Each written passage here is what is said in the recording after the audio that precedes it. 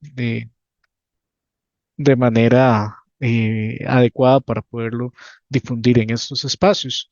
A veces uno tiene trabajos de la universidad o producción que tiene un gran valor y que con un trabajo de adecuar ciertas cosas ya es posible generar un producto muy interesante para una revista tan prestigiosa como la nuestra o como alguna otra revista de otro ámbito, de otro país. Eh, un tiempo después, 16 años después de estar en la academia ya con 32, 35 artículos, capítulos, ¿verdad? Y producciones intelectuales, es, es interesante. A mí, yo quisiera motivarlos a todos, a los estudiantes que están acá, que veo varios que nos acompañen, eh, atreverse a producir, atreverse a utilizar este método para difundir el conocimiento. Y a las personas docentes, que ahí veo al profesor Jorge, entre otros, eh, a don Jorge Flores también, don Francisco Flores, a poder utilizar la revista como medio de difusión de estos conocimientos. De tal forma que me permito darle la bienvenida a esta jornada que se extenderá por 3 días, que será de gran provecho para todos y todas, y que tenemos un elenco de personas profesionales que nos van a conversar diversas temáticas de muy alto nivel y de mucha actualidad. Entonces, reiterarle la bienvenida al nombre de la Escuela de Relaciones Internacionales, de don Marco, el mío propio, y el agradecimiento a doña Argentina, a don Rafael, por acompañarnos en este evento, a doña Argentina por la organización, y a los chicos y chicas asistentes de la revista, que sé que también me han contado que están muy al tanto de todo este proceso. Entonces, bienvenidos y buena tarde. Muchísimas gracias, don Raúl, por sus palabras. Y sí, ¿verdad? Es eh, renovar ese compromiso que tenemos con nuestra escuela, con la universidad y con nuestra sociedad, ¿verdad? A la que pertenecemos, para tener esos altos niveles, no solamente de rigurosidad académica, sino también de calidad, poniendo el conocimiento con acceso abierto, para que todas las personas también puedan hacer uso de los trabajos académicos que se realizan. Muchas gracias, don Raúl. Damos paso de una vez a nuestra conferencia inaugural que está a cargo del doctor Rafael Velázquez Flores. Antes me voy a permitir hacer una brevísima reseña de nuestro invitado especial. Él es licenciado y maestro en Relaciones Internacionales por la Universidad Nacional Autónoma de México, UNAM. Es doctor en Estudios Internacionales por la Universidad de Miami. Ha ocupado distintos cargos académicos y administrativos, ha impartido clases también en varias universidades del país y del extranjero. Es profesor de Relaciones Internacionales de la Facultad de Economía y Relaciones Internacionales en la Universidad Autónoma de Baja California, México. Puedo decir también que es uno de los profesores que tenemos en la maestría en Relaciones Internacionales de nuestra universidad. Fue director también de la licenciatura en Ciencia Política y Relaciones Internacionales del Centro de Investigación y Docencia Económica, el CIDE. También fue secretario académico de la Coordinación de Relaciones Internacionales de la Facultad de Ciencias Políticas y Sociales de la UNAM, director de la carrera de Relaciones Internacionales del ITESM Campus Estado de México, jefe del Departamento de Estudios Internacionales de la Universidad de Quintana Roo y jefe de la carrera de Relaciones Internacionales en la Universidad del Mar Campus Huatulco. Ha participado en diversos congresos nacionales e internacionales sobre temas de política exterior de México, relaciones México-Estados Unidos, especialmente en temas de seguridad nacional y migración. Es miembro del Consejo Consultivo de la Asociación Mexicana de Oficinas de Asuntos Internacionales de los Estados, AMAIE. Es autor del libro Factores, Bases y Fundamentos de la Política Exterior de México, coautor del libro Diplomacia Local, las relaciones exteriores de las entidades federativas mexicanas, la política exterior de México bajo un régimen democrático, continuidad o cambio, retos e interrelaciones de la integración regional Europa y América, entre muchas otras publicaciones. Es miembro también del Sistema Nacional de Investigadores Nivel 3 y de la Academia Mexicana de Ciencias y es actual presidente del Centro de Enseñanza y Análisis sobre la Política Exterior de México, CESPEM. Yo creo que con la cámara apagada se escucha un poquito mejor. Bueno, le estaba diciendo también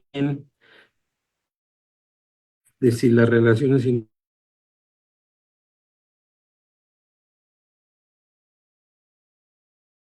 obviamente yo como internacionalista, pues siempre he defendido relaciones internacionales con nuevamente una disciplina científica, porque tenemos que son las interacciones entre los diversos actores en el sistema internacional. Y también tenemos una metodología propia que usamos para explicar la realidad internacional. Tenemos un conjunto de teorías propias de la disciplina de las relaciones internacionales. También existen modelos para estudiar la política exterior. También hay para estudiar la economía nacional. Los internacionalistas hemos sido criticados o como una disciplina autónoma.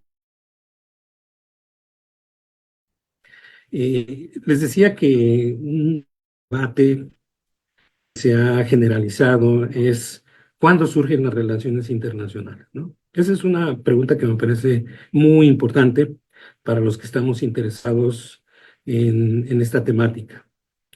En primer lugar, hay que hacer una distinción de dos conceptos que a mí me parece porque a partir de esto, de la distinción de estos dos conceptos, podemos entender con más claridad a qué nos referimos y podemos responder de cuándo surgen las relaciones internacionales.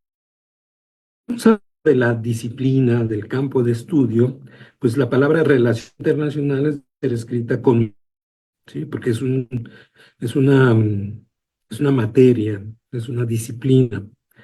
Pero si hablamos de los hechos que ocurren en el sistema internacional y los vamos a establecer como relaciones internacionales, entonces que con minúsculas, es decir, con mayúscula es una ciencia, minúscula son hechos que ocurren en el sistema internacional, es la práctica, es la interacción que tienen los diferentes actores en el sistema internacional. Entonces, si hacemos esta distinción, entonces ya podemos empezar a discutir con más claridad cuándo surgen las relaciones internacionales. Si hablamos de las relaciones internacionales con minúscula, es decir, las diferentes acciones, entonces, pues no tenemos respuesta a esa pregunta porque eso ocurre, más bien ocurrió, cuando dos civilizaciones empezaron a establecer un contacto, ya sea por naturaleza comercial o por un de, de establecer contacto, ¿sí? Realmente, pues no se pudo. Pero, por ejemplo, pues, más también una que es muy antigua, pues hay algunos antecedentes. Por ejemplo, tratado de, el Tratado de Kadesh es un tratado de paz firmado entre los hititas y los egipcios de Cristo. Es evidente,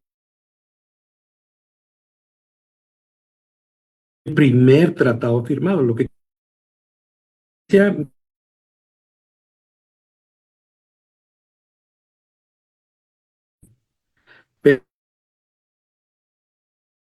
uno de los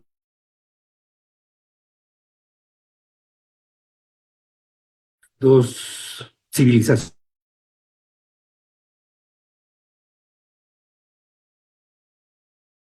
la guerra en Grecia, la guerra del... Y para Tucídides, un historiador, un libro que para mí es uno de los primeros antecedentes de los estudios de la relación. Podemos decir que desde la interés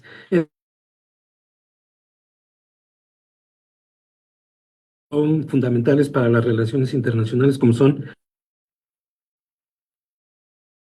existe este interés, inclusive podría ser algo, no hay de escritos antiguos que el de Tucídides. Bueno, Sun Tzu, su- los cálculos. También en la India había algunos filósofos que dieron algunas ideas acerca de cómo se deben de conducir los. Pero bueno, mi argumento a las relaciones internacionales es tan antiguo como la propia civilización del ser humano.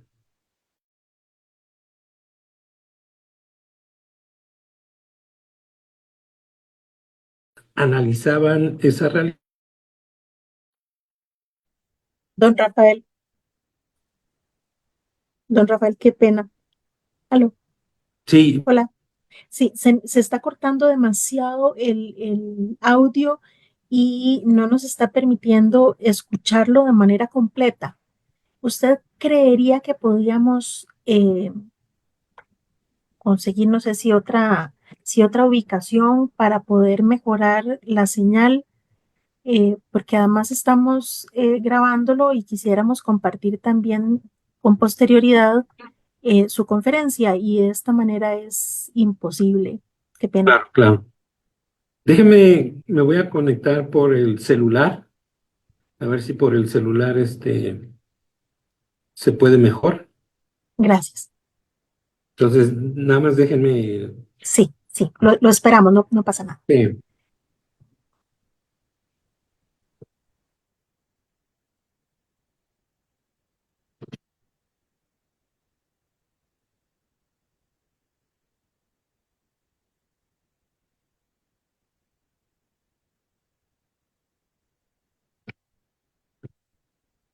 No me había pasado con anticipación este inconveniente técnico. No, al inicio teníamos, no, no había ningún problema, se escuchaba perfecto, pero suele suceder con la tecnología. Sí, desde hace rato me han estado mandando mensajes que está inestable el internet de aquí.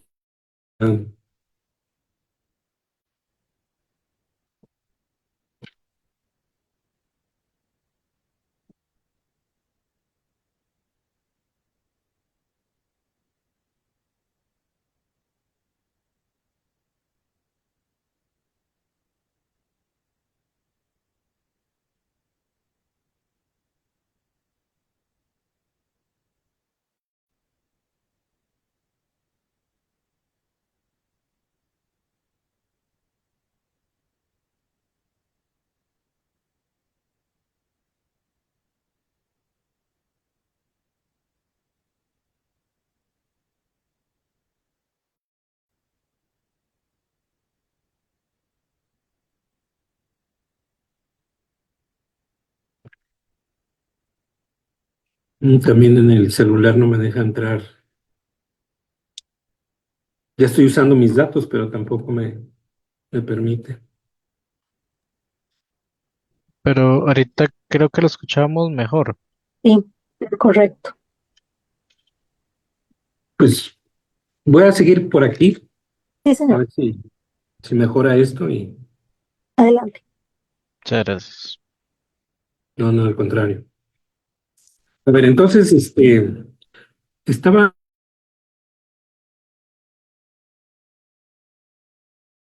fenómenos vinculados a las relaciones internacionales antiguo, como eh,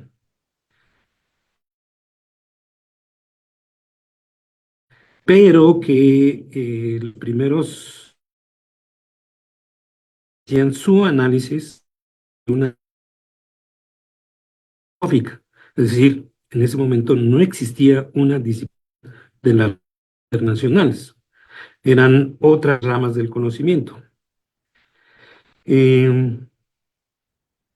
Más adelante, hay eventos que me parecen suma importancia para el desarrollo de este tipo de fenómenos. Por ejemplo, yo pondría un ejemplo muy importante. Fue 1618, cuando inicia años y que culmina en 1648 con los tratados de Westfalia. Este evento es que surge el Estado moderno, como lo conocemos, a partir de la soberanía estatal, y eso a las primeras relaciones interestatales, porque antes eran relaciones entre tribus, entre imperios, entre ciudades-estado, etcétera, etcétera. Pero ya podríamos decir que la paz de Westfalia contribuye al estudio de las relaciones internacionales porque ya aparece un primer sistema interestatal, ¿sí? Compuesto principalmente por el Estado como el actor principal. También ocurre más adelante, viene las guerras napoleónicas a finales del siglo XVIII, inicios del XIX. El Congreso de Viena de 1815, pues trae también aportaciones importantes a nuestra disciplina, pero mi punto es que todavía no existía una disciplina y se seguían haciendo los análisis desde una perspectiva histórica o inclusive desde una visión jurídica, ¿no? Ya para ese entonces habían autores como por ejemplo Hugo Grocio, que fue uno de los primeros que empezaron a desarrollar el derecho internacional, pero también ya había politólogos que también hacían una contribución muy importante al estudio del fenómeno del Estado. Por ejemplo, Maquiavelo con su libro fundamental El Príncipe, o el propio Thomas Hobbes, que escribió el Leviatán después de la Paz de Westfalia. Entonces, todas estas obras obviamente contribuyeron al desarrollo de nuestra disciplina de las relaciones internacionales. Y mi argumento aquí es que fue el impacto que tuvo la Primera Guerra a partir de 1914 la que produjo conciencia, una necesidad de tener una disciplina propia para explicar los fenómenos que ocurrían en el sistema internacional. Sí, antes sí había estudios sobre el tema, pero es hasta 1919, desde mi perspectiva, obviamente, cuando ya podemos hablar de una disciplina, podríamos decir independiente, pero no autónoma. ¿A qué me refiero con esto? Era independiente porque no estábamos por abajo de la ciencia política o el derecho internacional o la economía internacional, sino que estábamos al mismo nivel de ellos, o sea, con cierto grado de independencia, pero sí, no podíamos 100%, 100% autonomía, porque las relaciones internacionales dependen de la base jurídica, de la base económica, de la base sociológica y también obviamente de la ciencia política. O sea, nosotros para hacer nuestros análisis necesitamos apoyarnos de esas ciencias, pero desde mi propia perspectiva, las relaciones internacionales sí son una disciplina autónoma. ¿Qué fue lo que causa el surgimiento de esta disciplina? Como les decía, es el gran impacto que tiene la Primera Guerra Mundial, porque es la primera vez que el número de víctimas civiles es tan elevado, que eso muy fuerte entre no solamente los historiadores que sobre el tema, sino también los diplomáticos, los jefes de Estado, la misma sociedad. Eso genera una preocupación para que no se vuelva a repetir ese tipo de condiciones, ¿no? Fue la primera guerra en donde se usaron armas químicas contra la población civil, fue la primera guerra en donde se usaron aviones de, de guerra, ya tanques más modernos, submarinos, lanzadores de llamas. La destrucción fue tan amplia que eso generó una necesidad de tener una disciplina independiente. ¿Cuáles son los los, los elementos que dan evidencia a este planteamiento. Bueno,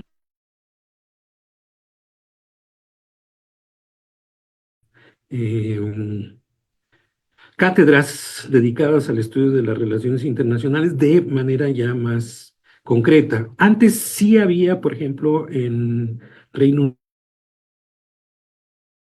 de ciencia política, en donde se estudiaban estos temas de la paz, pero se hacían en los departamentos de ciencia política, ¿no? En 1919 ya específicas para estudiar la relación, que es una evidencia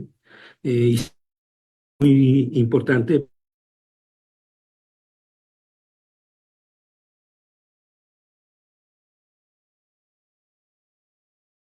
¿Qué otras evidencias hay? Por ejemplo, también se crean think tanks, es decir, centros de estudio dedicados a los temas internacionales. Por ejemplo, en Estados Unidos se crea el Consejo de Asuntos Internacionales, que ahí también ellos tenían una revista, Foreign Affairs, es una revista muy conocida por los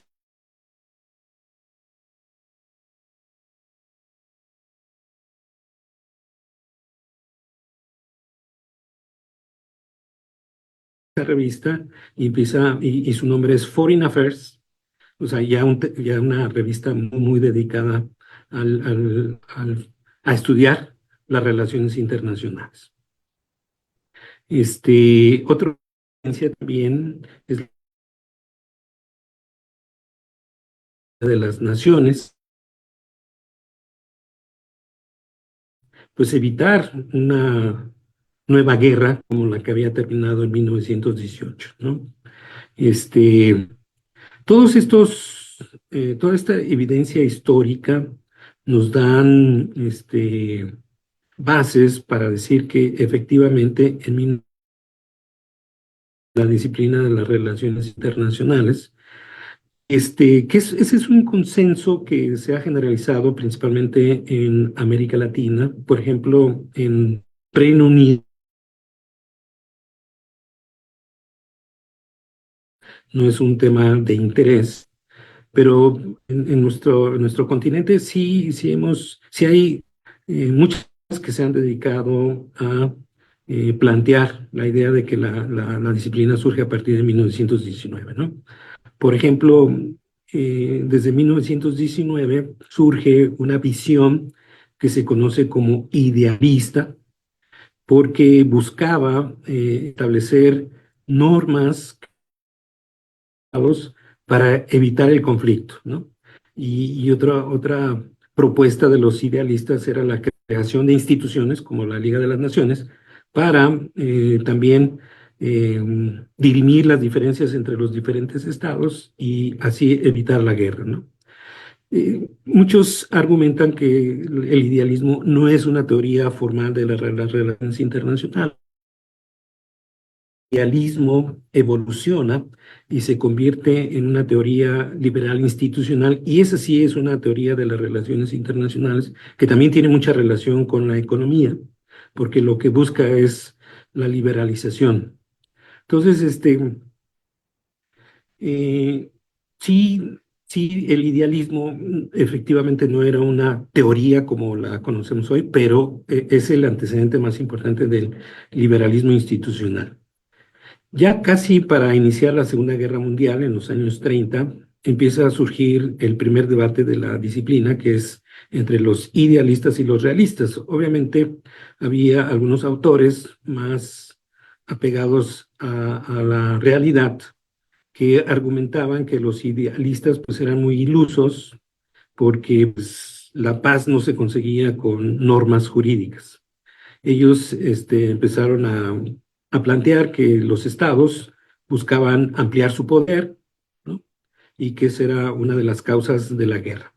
La Segunda Guerra Mundial, pues, les dio mucha razón a estos estudiosos de la realidad internacional. Y entonces, después de la Segunda Guerra Mundial, aunque desaparece la Liga de las Naciones, aunque el idealismo es prácticamente un fracaso, porque si su propósito principal era evitar una Segunda Guerra Mundial, pues no lo logra.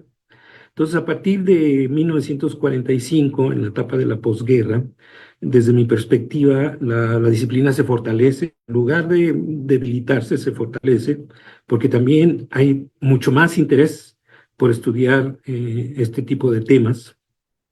Surgen nuevas organizaciones internacionales, principalmente la ONU, surgen otros organismos vinculados al sistema de Naciones Unidas, ustedes los conocen, el Fondo Monetario Internacional, el Banco Mundial, la UNESCO, y es una lista muy, muy larga. Eh, entonces, desde lo que estoy planteando aquí es que el pensamiento, las diversas teorías, los debates de las relaciones internacionales surgen a partir de eventos de alto impacto para el sistema internacional, como fue la Guerra de los 30 años que ya mencioné, las guerras napoleónicas, la Primera Guerra Mundial, la Segunda Guerra Mundial. Todos estos eventos contribuyeron al desarrollo del pensamiento internacional. O sea, la disciplina se nutre, se evoluciona a partir de los eventos que tienen un impacto muy fuerte en el sistema internacional, ¿no? Y así podemos hablar de muchos otros eventos que ocurrieron durante la Guerra Fría o después de la Guerra Fría, ¿no? Como por ejemplo el 11 de septiembre. El 11 de septiembre también marca un cambio de pensamiento en las relaciones internacionales, ¿no? Hay que recordar que previo al 11 de septiembre, pues el constructivismo como enfoque teórico de las relaciones internacionales se había puesto de moda, pero es los ataques terroristas los que modifican ese tipo de pensamiento y en esa época el realismo regresa como un enfoque dominante de las relaciones internacionales, ¿no? Entonces, a lo largo de la historia hemos visto cómo todos estos eventos van dando pauta a ideas de las relaciones internacionales. Por ejemplo, la crisis de los misiles en 1962 también ayuda mucho a generar modelos de análisis sobre el proceso de toma de decisiones seguramente ustedes ubican a Alison Graham, que escribió un libro muy influyente después de la crisis de los misiles, que se llama Essence of Decision, la esencia de la decisión,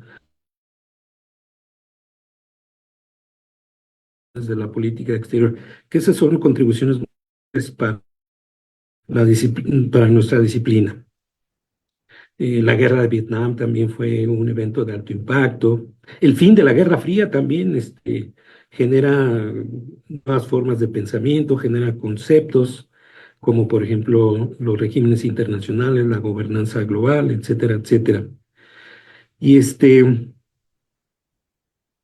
y también ha habido desarrollo de otros enfoques, no solamente es el realismo o el idealismo o el constructivismo para explicar la realidad internacional. Una que me parece entra economía política internacional, porque antes de ciertos eventos, los estudiosos de estos fenómenos separaban la economía y la política. Pero a partir de ciertos eventos de alto impacto, como fue la guerra de Vietnam o el rompimiento del patrón dólar o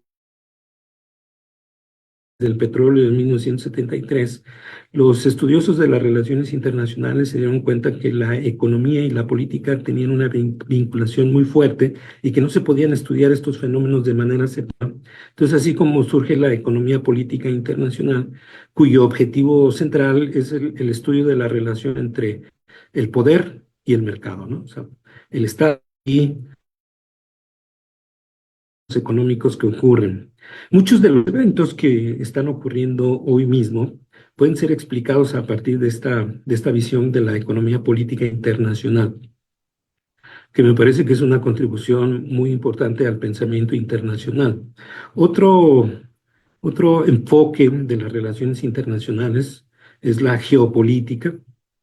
La geopolítica tuvo mucha influencia, mucha relevancia previo a la Segunda Guerra Mundial, De hecho, Hitler utilizó muchas de estas ideas de la geopolítica para su política expansionista, para invadir otros países, porque argumentaba que esas regiones eran lo que se conoce como espacios vitales, que era una propuesta de algunos geopolitólogos. Entonces, la, Hitler, vamos a decir que justificó muchas de sus acciones con base en esa visión de la realidad internacional. Y por eso prestigio después de la Segunda Guerra Mundial, pero a partir de los años 70, 80 del siglo pasado empezó a retomar mucha importancia esta visión para explicar las relaciones internacionales. Y bueno, la geopolítica explica la conducta que tienen los estados a partir de variables geográficas. Eh, Bajo esta lógica, los estados buscan tener control de ciertos lugares estratégicos, ¿no? Ya sean salidas al mar, ya sean ríos, ya sean colinas, que son desde el punto de vista de la seguridad estratégicos para alcanzar objetivos muy específicos que tienen que ver con estas variables geográficas. Hoy en día también la geopolítica nos ayuda a entender lo que está pasando en el mundo. Por ejemplo, la guerra entre Rusia y Ucrania tiene una base geopolítica muy fuerte porque Putin veía la posibilidad de una invasión terrestre por parte de la OTAN a través de una zona, una planicie que está en la frontera entre Rusia y Ucrania. Entonces, Putin consideró que esa zona era vital para para la propia seguridad de Rusia y por eso invadió Ucrania, ¿no? Lo mismo podemos decir del conflicto en Israel, que también tiene una base geopolítica, muy fuerte y que, pues, hoy en día representa uno de los principales conflictos internacionales que el mundo está viviendo, ¿no? Entonces, ya para resumir, el planteamiento aquí es que la disciplina de las relaciones internacionales surge a partir de 1919 y que ha tenido un desarrollo que, y una evolución que le ha permitido fortalecerse. Yo estoy completamente seguro de que hoy las relaciones internacionales son una disciplina muy útil, que es un campo del conocimiento que es necesario porque hoy en día hay varios conflictos internacionales, que hoy en día se requiere de la coordinación y la cooperación entre estados, organismos internacionales para enfrentar retos de naturaleza global, como por ejemplo la pandemia. O sea, hoy en día ya podemos decir que el mundo salió afortunadamente de esta pandemia. No estamos al 100% fuera del riesgo, pero sí ha habido avances sumamente importantes y eso ha sido gracias a la cooperación, gracias a la participación de organismos internacionales, de gobiernos de los estados. Entonces, la base de la disciplina de las relaciones internacionales es tratar de evitar los conflictos y promover esquemas de cooperación para la solución de los problemas. Los conflictos no se van a terminar, los conflictos van a continuar. Y estamos viviendo una época en donde están apareciendo diversos conflictos en el mundo o están continuando esos conflictos. Y entonces se requieren de esta visión, de este campo de estudio para tratar solución, a los principales problemas, ¿no? Tal vez sea un poco optimista esta visión de que la disciplina puede contribuir a la paz, pero yo estoy totalmente convencido de que sin una disciplina como las, las condiciones podrían ser inclusive peor, ¿no? Por ejemplo, muchos critican a la ONU, muchos critican a los organismos internacionales porque son incapaces de resolver los problemas. Mi perspectiva es que sin esos organismos la situación podría estar mucho peor, ¿no? Por ejemplo, existen normas internacionales, muchos piensan que son inútiles porque muchos estados no las siguen, se siguen violando los derechos humanos, sigue habiendo conflictos, guerras, etcétera, etcétera. Pero yo creo que las normas internacionales ayudan a, a darle mayor certidumbre al mundo en que vivimos actualmente, ¿no? Hoy uno de los principales problemas es el medio ambiente y ese problema no se puede resolver sin la convocatoria de los distintos actores que están involucrados en el tema, sin la participación de la propia sociedad. Si queremos un mundo, este, más limpio desde el punto de vista de la ecología, pues se necesitan hacer esfuerzos de manera conjunta porque las decisiones unilaterales no ayudan mucho y sí se requieren de enfoques multilaterales para que la sociedad hoy en día pueda enfrentar los retos que, que se nos están presentando en estos momentos. Yo aquí lo dejaría, les agradezco y para cualquier pregunta estoy totalmente eh, abierto a contestar. Muchas gracias. ¿Sí se escuchó mejor esta Sí, última parte? sí, señor, se escuchó Excelente. mucho mejor. Muchísimas gracias por sus Y reflexiones. Adicionalmente, estamos compartiendo en el chat de la sesión el enlace al artículo que ahonda en parte de estas reflexiones tan importantes. Antes de dar el paso a las preguntas que les solicito también levantar su mano para poder abrir micrófonos o también pueden utilizar el chat para escribir las preguntas o comentarios que tengan sobre el particular. El doctor Velázquez nos habló al inicio de la importancia de la escritura, de una buena metodología, importante siempre al empezar a escribir un texto. Rescató también el papel tan importante que juegan las personas que actúan como pares revisores y que debemos atender también los comentarios que enriquecen siempre los textos. Creo que aquí hay una enorme oportunidad de aprender y de realizar un trabajo colaborativo entre quienes someten a discusión un texto, ¿verdad? Como los artículos que recibimos en la revista, como aquellas personas también que de manera ad honorem, porque también es importante señalarlo, de manera ad honorem trabajan en la revisión de todos esos textos. Eh, Nos hace también un recordatorio muy valioso de relaciones internacionales con mayúscula o con minúscula, ¿verdad? Hablando de que con mayúscula es una ciencia, una disciplina y con minúscula son las acciones que los distintos actores internacionales realizan.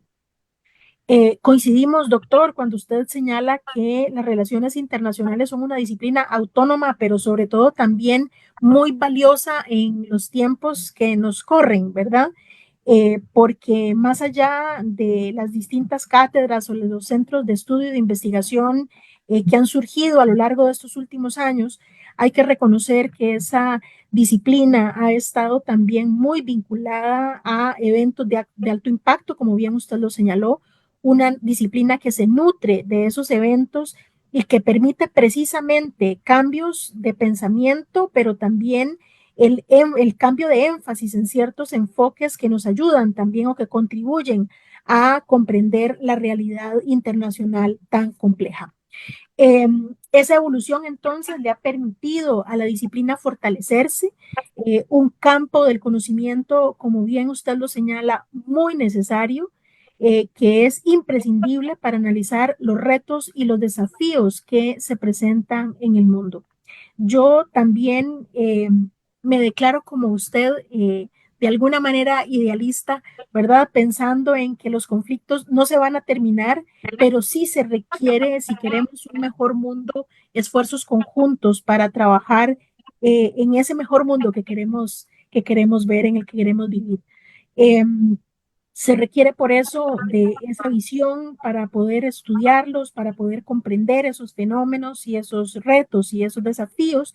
Y por eso es que la disciplina, coincido completamente con usted, en que puede contribuir a la búsqueda de la paz. No critiquemos tanto el tema de si las instituciones, los organismos o las normas internacionales no son de utilidad. Creo que debemos buscar esos elementos que ayudan precisamente, como usted lo señala, a dar certidumbre en momentos en los que la incertidumbre es prácticamente la norma.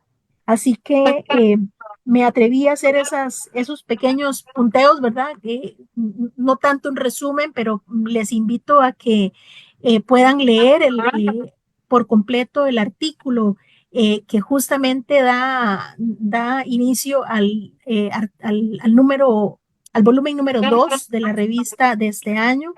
Eh, Léanlo, por favor, porque además de esas reflexiones y esas valoraciones que el doctor Velázquez nos invita a hacer el día de hoy, pues además nos da unas buenas referencias bibliográficas que debemos consultar a quienes estamos interesados e interesadas en la disciplina de las relaciones internacionales.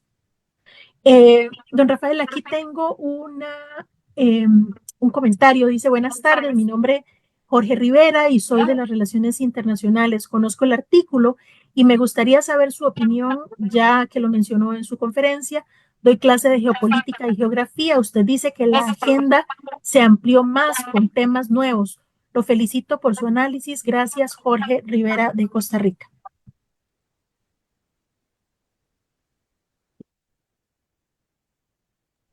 Le consulta si mal no entendí, don Jorge, cuál es su opinión sobre esa ampliación de temas en relación con geopolítica. Bueno, efectivamente, hay una ampliación de temas en la agenda de la política mundial, porque durante la Guerra Fría prácticamente el tema central era la seguridad, era el desarme, eran temas vinculados a la confrontación entre la entonces Unión Soviética y Estados Unidos. Esos eran los principales temas de la agenda de la política internacional y parecía que otros temas simplemente eran secundarios y que no tenían mucha importancia para las principales potencias, ¿no?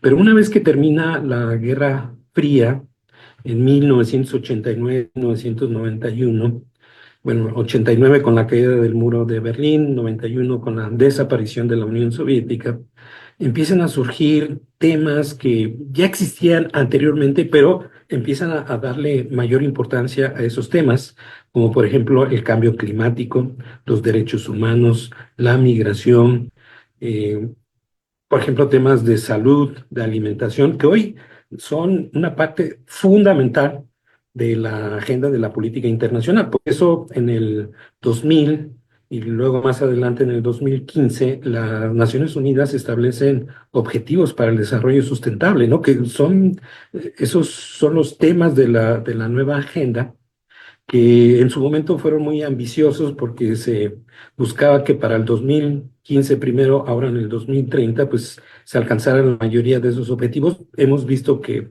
no ha habido un avance sustancial en tratar de alcanzar esos objetivos. Obviamente la pandemia del COVID-19 afectó mucho la posibilidad de avanzar en los logros de esos objetivos del desarrollo sustentable. Pero lo que sí estamos viendo es que la agenda de estudio de las relaciones internacionales se ha ampliado de manera significativa desde finales del siglo pasado y a principios de esto, ¿no? Entonces, efectivamente, sí, sí hay una ampliación de los temas.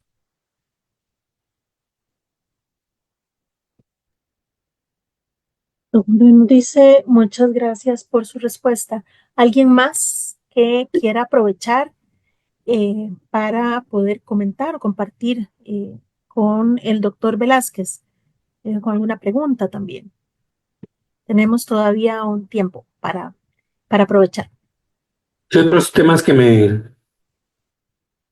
el comercio internacional, las inversiones extranjeras, hoy son temas fundamentales en las relaciones internacionales. Por ejemplo, se puso mucho de moda el concepto de nearshoring, de invertir cerca de los lugares para promocionar el crecimiento económico, el desarrollo. Y eso es un tema que está totalmente vinculado a las inversiones, ¿no? Hoy en día yo pienso que la economía es uno de los temas más importantes en las relaciones internacionales. Y eso pues lo hemos aprendido a partir de crisis económicas que hemos experimentado, ¿no? La última de mayor impacto fue la de 2008, no muy lejana, pero bueno, también con la pandemia del COVID-19 hubo también, producto de esa pandemia, una crisis económica, ¿no?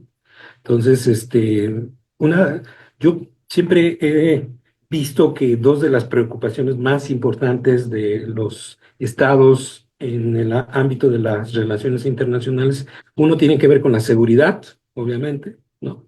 Y otro con la prosperidad. Y aquí dentro de estos objetivos, estos propósitos, pues la economía tiene un papel fundamental, el desarrollo, que también me parece muy importante, ¿no? Todas las disciplinas, como la economía, la ciencia política, hasta la ingeniería, el derecho, lo que buscan en esencia es resolver problemas, ¿no? Porque pues todos los días hay diferentes problemas. Una crisis económica es un problema, ¿no? Entonces, lo que tratan de hacer las disciplinas, las ciencias, es encontrar alternativas de solución a esos problemas, ¿no? ¿Y cómo se pueden encontrar alternativas de solución? Obviamente, este, la principal metodología, yo diría, para resolver un problema es estudiar sus causas, es hacer un diagnóstico de por qué se llegó a esa situación. Y por eso la metodología es muy importante en las disciplinas, ¿no? Porque solamente se puede hacer un diagnóstico de una metodología, ¿no? A partir de la medición de variables cuantitativas, dar el estado de una situación y para tomar decisión, pues hay que saber hacer esos diagnósticos o hay que hacerlos a partir de esos diagnósticos. Las relaciones internacionales nos ayudan a hacer esos diagnósticos. Las relaciones internacionales tienen metodologías para hacer esos diagnósticos, para medir esas variables y plantear posibles soluciones a los problemas, ¿no?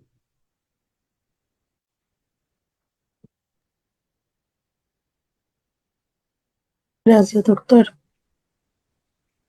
Mm, a ver, Francisco, sí, el profesor Francisco Flores, un saludo, don Francisco. Nos dice, doctor Velázquez, un saludo. Atento y cordial. Mi consulta tiene la intención de que usted nos pueda ampliar su reflexión sobre el debate del origen de nuestra disciplina. ¿Cuál es su valoración sobre el futuro? ¿Optimista o pesimista? ¿Cuál es el rol que puede cumplir de cara a los cambios que experimenta frente a los nuevos conflictos internacionales? ¿Tiene influencia amplia o reducida? Gracias. Gracias, profesor. pero no, muchas gracias, al contrario, gracias por la pregunta. Es una pregunta muy pertinente. Yo siempre, desde que me he dedicado a esta disciplina, he sido optimista. Este, yo creo que la contribución que ha hecho las relaciones internacionales han llevado a un sistema internacional con menor incertidumbre. Ese es el punto. Este, Tenemos la visión o la percepción de que predomina el conflicto, pero si hacemos un análisis más detallado, si tuviéramos la posibilidad de contar los impactos o las vinculaciones que existen a nivel internacional, vamos a ver que la cooperación predomina, o sea, hay más actos de cooperación en el mundo que conflictos. Pero como en los medios de comunicación, eh, la mayor énfasis a los conflictos, como los conflictos tienen mayor peso en la conciencia de los seres humanos, o sea, pensamos que nuestro mundo es muy complicado, muy complejo, muy conflictivo, que siempre estamos llenos de problemas, pero la realidad es que ocurren muchos, muchos eventos que se hacen a partir de esquemas cooperativos. ¿sí? Por ejemplo, hoy estamos haciendo un tema cooperativo, que un profesor de México esté platicando con los colegas académicos, con los estudiantes. Eso es un ejemplo de colaboración, es un ejemplo de cooperación, es una relación internacional lo que estamos haciendo. Entonces, yo soy muy optimista. Yo sí considero que las relaciones internacionales en el futuro van a tener un papel, si no determinante, sí relevante. O sea, determinante que va a solucionar los problemas, lo veo un poco complicado, pero sí que pueda influir, ¿no? O sea, también las relaciones internacionales producen limitaciones. O sea, la disciplina de las relaciones internacionales también puede establecer limitaciones a las actuaciones de estados, o sea, porque que están violando el derecho internacional. O sea, hay algunos elementos que ha aportado la disciplina que han ayudado en ciertas condiciones, en ciertos temas, en ciertos lugares, a mejorar las condiciones. Voy a poner un ejemplo. Por ejemplo, hay países, vamos a decir en África, ciertos países en Asia, que, por ejemplo, la violación a los derechos humanos es amplia, abierta, y que, por ejemplo, la construcción de normas, la construcción de organismos internacionales, hacen que los gobiernos de esos países pongan más atención porque no quieren ser criticados por la comunidad internacional por su falta al respeto a los derechos humanos.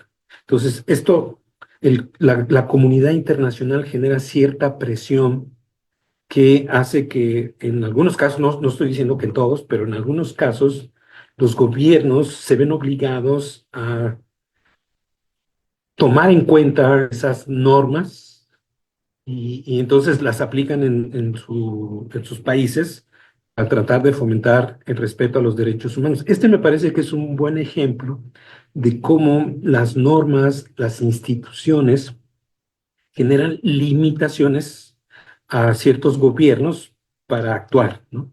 Entonces, efectivamente, en algunos casos funciona, en otros casos no funciona, ¿no? Por ejemplo, Putin está violando normas internacionales que están establecidas desde hace mucho tiempo y las instituciones, las normas simplemente no sirvieron de mecanismo para evitar esa situación, ¿no?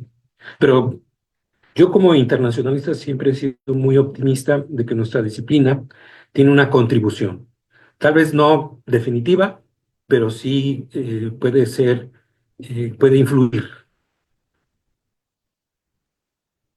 Gracias. El profesor Flores dice, usando de su consideración, dos preguntas más. ¿Cuáles son hoy los centros del conocimiento que impulsan el desarrollo de nuestra disciplina?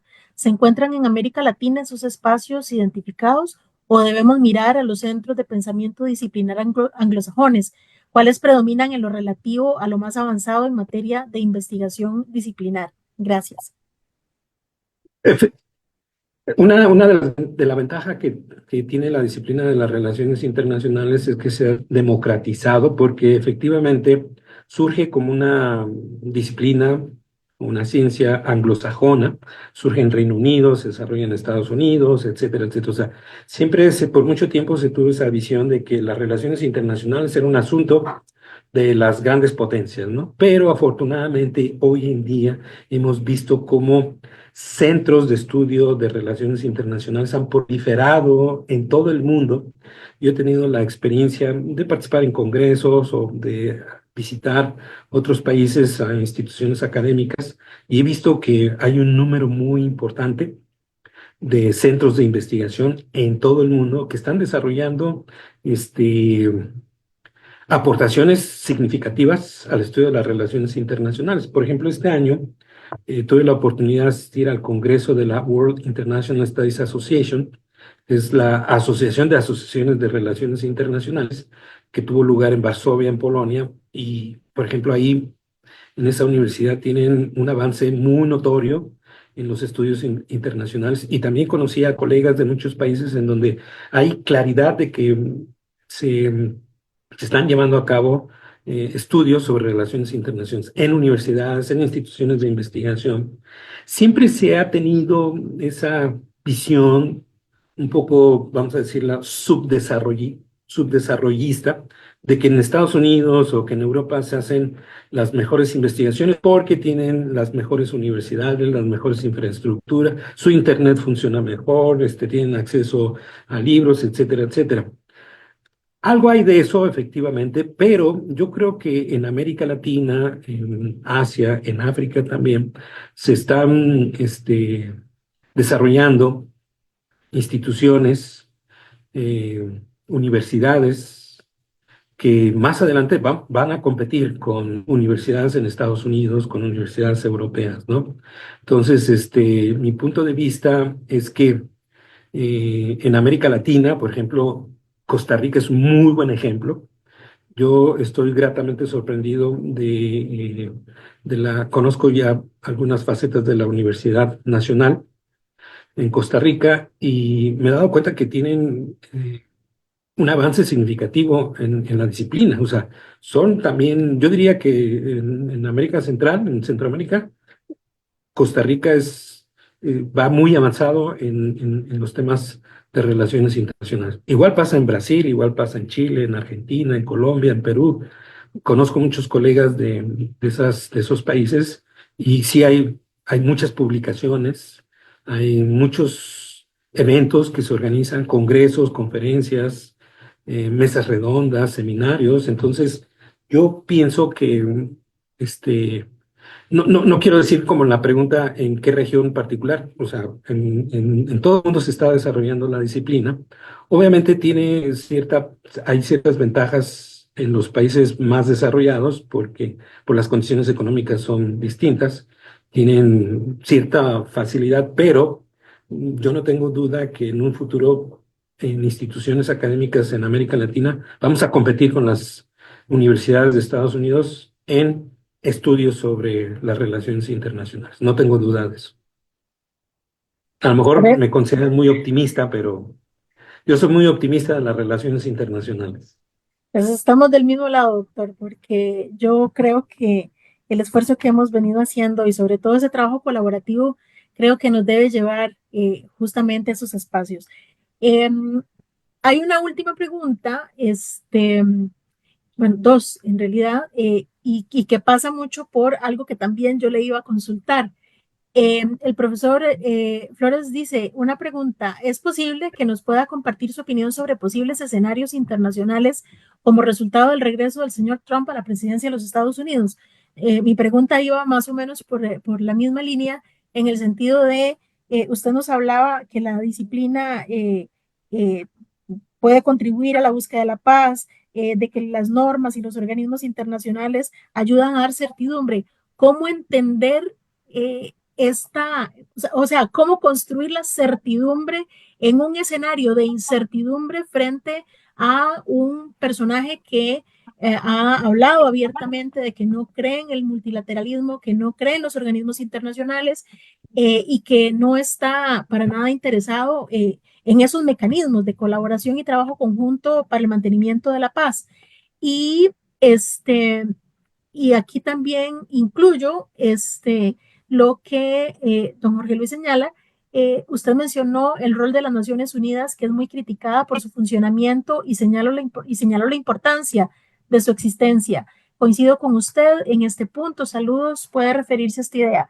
O sea, ¿cómo entender el papel que tenemos desde las relaciones internacionales para analizar un mundo complejo, lleno de incertidumbres?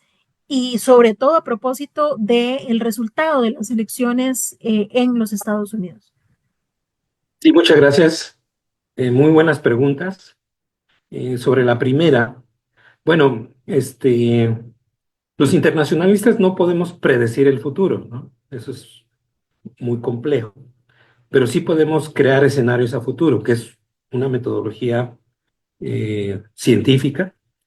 Hay detrás de este, de este serie de pasos una, una metodología muy específica, ¿no?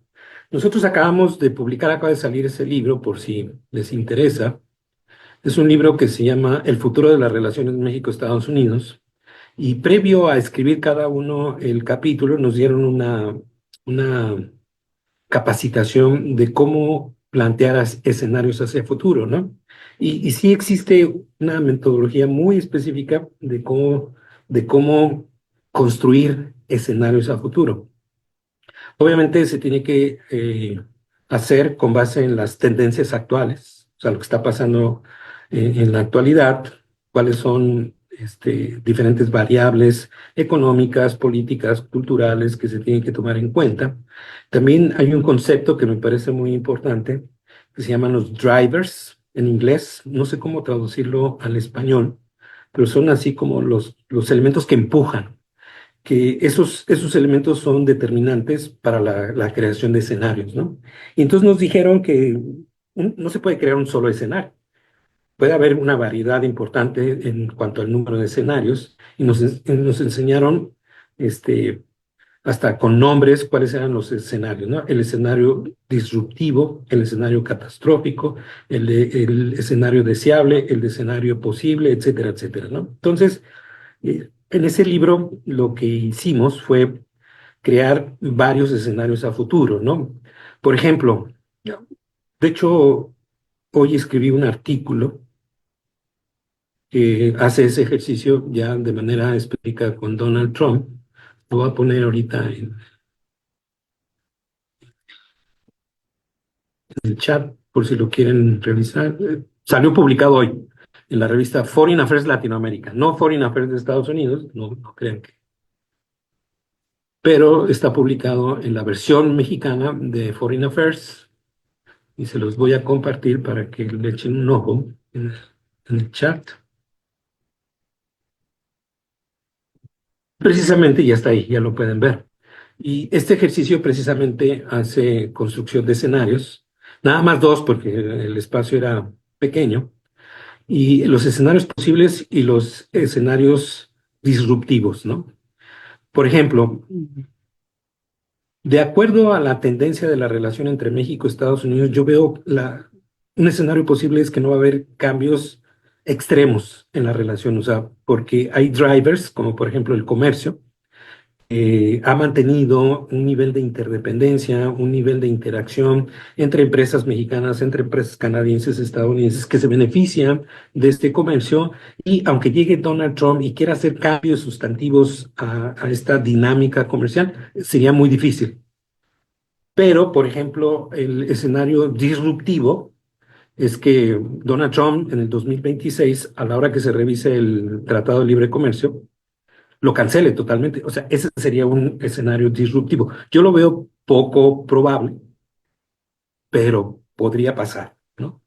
En otros temas, en el de la migración, el escenario disruptivo sería que Donald Trump, como lo prometió en campaña, deporte a todos los ilegales que están en Estados Unidos. Yo lo veo muy complicado porque pues habría muchos lugares que se quedarían sin empleados, porque si se deportan a la masa de principalmente latinoamericanos que no tienen documentos para trabajar en Estados Unidos, eso va a generar un problema muy fuerte a la economía de Estados Unidos. O sea, lo veo poco probable. El escenario posible es que sí haya una política de deportación, pero no deportar a todos, ¿no? O sea, porque también Donald Trump tiene que cumplir con sus promesas de campaña, ¿no? Tiene una base de apoyo popular y pues tiene que actuar conforme a sus intereses, ¿no? En el tema de seguridad, que también es uno de los grandes temas en la relación México-Estados Unidos, principalmente por el narcotráfico, un escenario posible es que México y Estados Unidos cooperen en relación al tema del narcotráfico para combatir los carteles de las drogas que hay aquí en México, ¿no? El escenario disruptivo sería que Donald Trump catalogue a los narcotraficantes mexicanos como grupos terroristas y entonces envíe tropas estadounidenses al territorio nacional a combatir a esos narcotraficantes, ¿no? Entonces, este es el ejercicio que a mí me parece que los internacionalistas podemos hacer, construir escenarios a futuro. Entonces, veo esas dos opciones, ¿no? O sea, el escenario disruptivo, muy muy extremista por parte de Donald Trump, que yo, siendo un poco optimista, veo que es poco probable que ocurra eso, porque hay drivers que, que no permiten que haya esa visión extremista por parte de Donald Trump, ¿no? Y el escenario posible es que sí va a haber presión de Estados Unidos, sí va a haber deportaciones, sí va a haber revisión del Tratado de Libre Comercio, pero no su cancelación, ¿sí? Entonces, esas son más o menos las visiones. Y la segunda pregunta también muy importante sobre las Naciones Unidas. Siempre hay que evaluar a las instituciones, a las políticas, a partir de sus objetivos. Si nos preguntamos cuál fue el objetivo original de las Naciones Unidas, para mí la respuesta fue evitar una tercera guerra mundial. Entonces, desde mi perspectiva, si evaluamos el desempeño de las Naciones Unidas bajo ese criterio, ha sido una organización exitosa porque no hemos tenido una tercera guerra mundial. Entonces, en ese sentido ha sido exitoso. Las Naciones Unidas tienen limitaciones para poder resolver los problemas internacionales que hay en muchos lugares del mundo. Cuando hay un tema que tiene mucha relación con uno de los cinco grandes, es decir, los cinco países que tienen derecho de veto en el Consejo de Seguridad, la ONU está muy limitada para resolver el problema, ¿no? Por ejemplo, Rusia, Ucrania. Rusia es miembro permanente del Consejo de Seguridad. Obviamente, una propuesta del Consejo de Seguridad que le exija a Rusia el alto al fuego, el retirada del territorio, eso Rusia lo va a vetar. Entonces, para ese tipo de situaciones o tipo de problemas, la ONU está limitada por la estructura que tiene de los cinco miembros permanentes, ¿no? El problema es que hay muchos temas en donde están vinculados los cinco, ¿no? Estados Unidos está muy vinculado a muchos temas en el mundo. Entonces, por eso la ONU no tiene esa capacidad para resolver esos problemas. Pero si hay un tema en donde no hay mucho interés por parte de estas cinco potencias, la ONU puede ser un mecanismo, una institución que sea útil, efectiva para resolver ese tipo de problemas, ¿no? Por ejemplo, temas de medio ambiente. Yo creo que en temas de medio ambiente las Naciones Unidas sí están haciendo algo al respecto, sí tienen una función importante, ¿no? Entonces, esos serían mis dos respuestas a las dos preguntas. Muchísimas gracias, doctor. Me parece que sí, ahí la tendencia es ver el vaso medio lleno o medio vacío, ¿verdad? Las organizaciones no siempre trabajan como quisiéramos en su totalidad, pero hay que verlo también con optimismo. ¿Qué es lo que están haciendo? ¿Qué es lo que están promoviendo? Que contribuye también a ese mejor mundo del que usted nos hablaba. Em, si no me equivoco, ya no hay más consultas. Agradecerle infinitamente, doctor, su exposición de esta tarde, las respuestas, además, a las distintas preguntas, también la primicia que nos da de facilitarnos su artículo, que vamos a leer, por supuesto, con mucho detenimiento. A ustedes también agradecerles su compañía esta tarde. Vamos a subir la grabación. Tuvimos unos pequeños inconvenientes al inicio, pero vamos a subir esta grabación a nuestras redes sociales para que puedan además repasarla. Recordarles también que el día de mañana tenemos otra sesión de nuestras jornadas con temas relativos a la integración, la política exterior y la cooperación internacional. Vamos a tener la participación de personas autoras de México, de Argentina y de Colombia. Así es que les invitamos a unirse. Mañana es a las 9 de la mañana. Entonces les invitamos cordialmente a que nos acompañen. Por su atención y su compañía, muchísimas gracias. Nos vemos mañana. Hasta luego. Un gran abrazo, doctor. Muchas gracias. Muchas gracias.